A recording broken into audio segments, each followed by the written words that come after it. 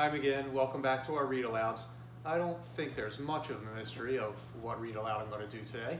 I hope you guys had a great weekend and you enjoyed it. Some of you may have heard this story as part of Earth Week and Earth Day last week, but the Lorax is my all-time favorite picture book, and I decided today that we would read this together. I am going to take off my Lorax mustache though, so I can actually pronounce the words. All right. Like I said, this is my favorite of all time.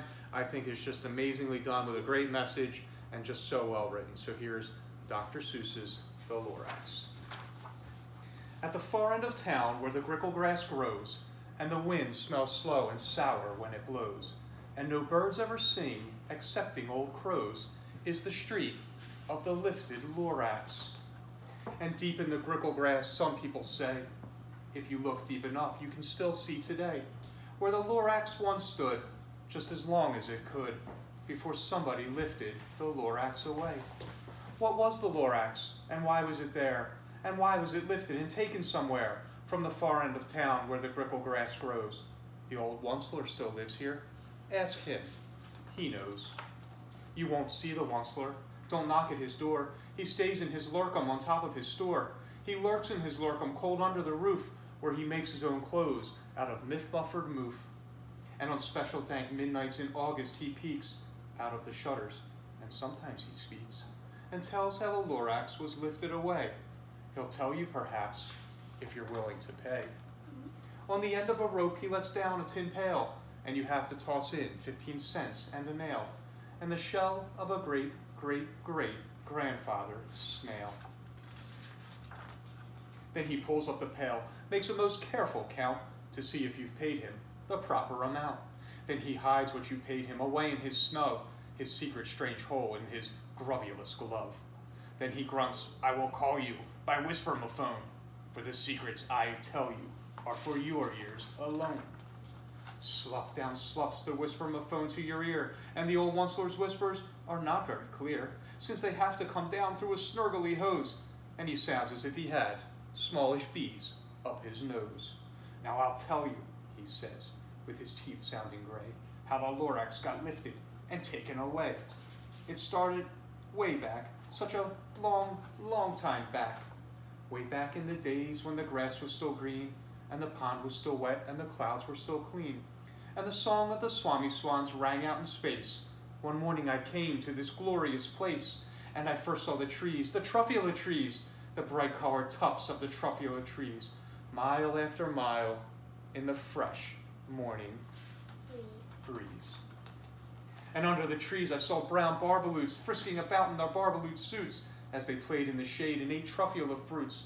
From the ripulous pond came the comfortable sound of the humming fish humming while splashing around.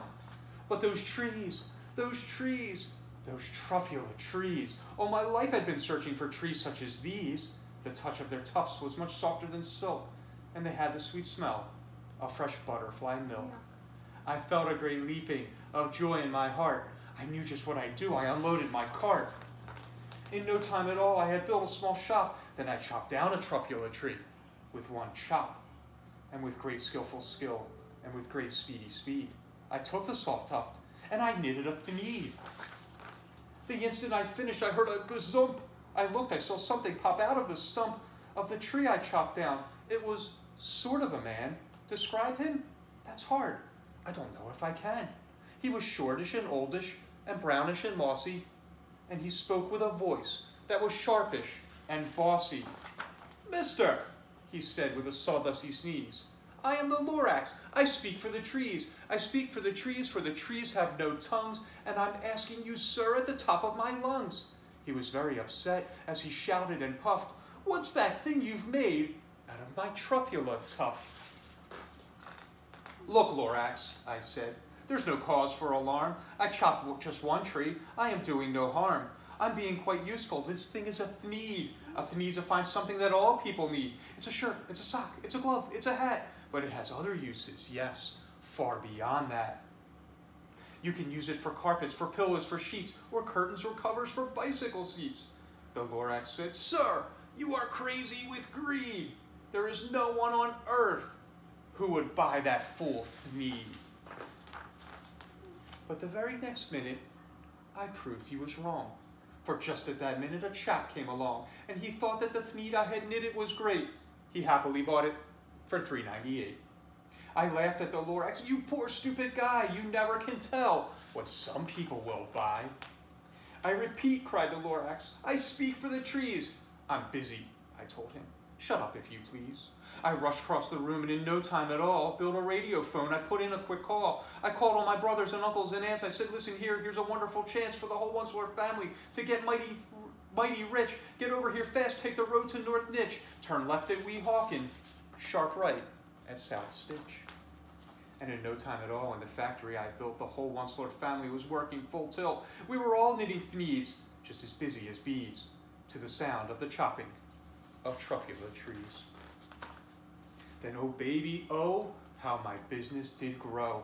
Now chopping one tree at a time was too slow, so I quickly invented my super axe hacker, which whacked off 4 truffula trees in one smacker. We were making thneeds 4 times as fast as before, and that Lorax, he didn't show up anymore. But the next week he knocked on my new office door. He snapped, I am the Lorax who speaks for the trees, but you seem to be chopping as fast as you please. But I'm also in charge of the brown barbaloots, who played in the shade in their barbaloot suits, and happily lived, eating truffula fruits. Now, thanks to your hacking my trees to the ground, there's not enough truffula fruit to go round. And my poor barbaloots are all getting the crummies because they have gas and no food in their tummies. They loved living here, but I can't let them stay. They have to find food, and I hope that they may. Good luck, boys, he cried, and he sent them away. I, the Onceler, felt sad as I watched them all go, but business is business, and business must grow, regardless of crummies in tummies, you know? I meant no harm, I most truly did not, but I had to grow bigger, so bigger I got. I biggered my factory, I biggered my roads, I biggered my wagons, I biggered the loads. Of the thneeds I shipped out, I was shipping them forth, to the south, to the east, to the west, to the north. I went on biggering, selling more thneeds, and I biggered my money, which everyone needs. Then again he came back. I was fixing some pipes, when that old nuisance Lorax came back with more gripes. I am the Lorax! He coughed and he whiffed. He sneezed and he snuffled. He snargled, he sniffed. Onceler! He cried with a crufulous croak. Onceler, you're making such smogulous smoke. My poor swami swans, why they can't sing a note. No one can sing who has smog in his throat. And so, said the Lorax, please pardon my cough. They cannot live here, so I'm sending them off. Where will they go? I don't hopefully know. They may have to fly for a month or a year to escape from the smog you've smogged up around here. What's more, snapped the Lorax. His dander was up. Let me say a few words about gluppity glup. Your machinery chugs on day and night without stop, making gluppity glup, also schloppity schlop. And what do you do with this leftover goo? I'll show you, you dirty old Onceler man, you. You're glumping the pond where the humming fish hummed. No more can they hum, for their gills are all gummed. So I'm sending them off. All their future is dreary. They'll walk on their fins and get woefully weary, in search of some water that isn't so smeary.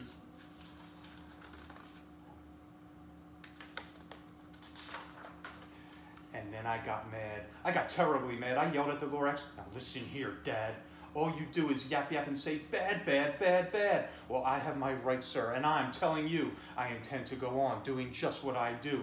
And for your information, you Lorax, I'm figuring on biggering and biggering and biggering and biggering, turning more truffula trees into thneeds, which everyone needs.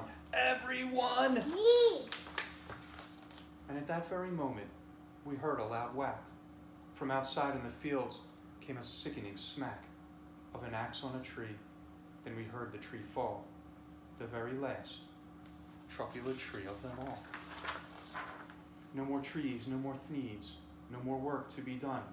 So in no time, my uncles and aunts, everyone, all waved me goodbye. They jumped into my cars and drove away under the smoke-smuggered stars. Now all that was left beneath the bad-smelling sky was my big empty factory, the Lorax, and I. The Lorax said nothing, just gave me a glance, just gave me a very sad backward glance as he lifted himself by the seat of his pants. And I'll never forget the grim look on his face when he hoisted himself and took leave of this place through a hole in the smog without leaving a trace. And all that the Lorax left here in this mess was a small pile of rocks with one word. Unless. Whatever that means, well, I just couldn't guess. That was long, long ago, but each day since that day, I've sat here and worried away.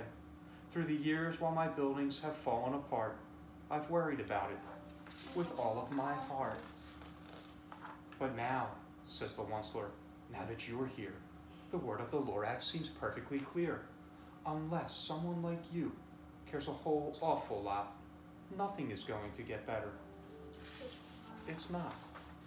So, catch, calls the Onceler. He lets something fall. It's a truffula seed. It's the last one of all.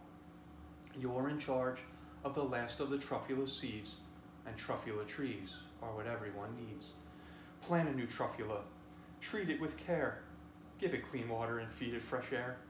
Grow a forest. Protect it from axes that hack. Then the Lorax and all of his friends may come back. And that is the Lorax for today. I hope you guys have a great week to start off, and we'll see you for our read alouds as the week goes on. Bye again.